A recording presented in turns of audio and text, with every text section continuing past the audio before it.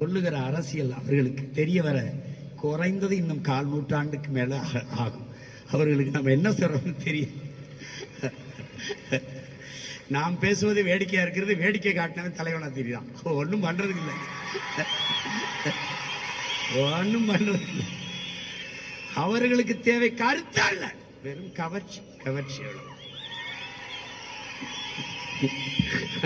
யாரு வேட்பாளர்னு தெரியாது, என்ன சொல்றான்னு தெரியாது, அவன் வேலை செஞ்சாலும் தெரியாது,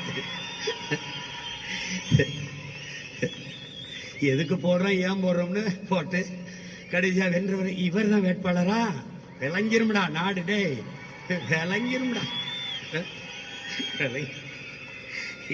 இதுக்கு Marx, Lenin, Engels, Ingersoll, Socrates, Plato, Aristotle, Buddhan, Phule, Ambedkar, Fidel Castro, Che Guevara, Bhagat Singh, Valluvan, Kamban, Kapilan, Ilango எல்லாம், பாரதி, பாரதிதாசன், பெருஞ்சித்திரனார். ஒரு இளவும் தேவையில்லை, ஒரு இளவும் தேவையில்லை, ஒரு இளவும் தேவையில்லை, ஒரே இளவும் தேவையில்லை. ஆனாலும் ஒரு உயர்ந்த நோக்கத்தை கொண்டு அதை நிறைவேற்றுவதற்காக தொடர்ந்து செயல்படுகிற முயற்சி தான் வரலாற்றில் பிற்காலத்தில் வருகிற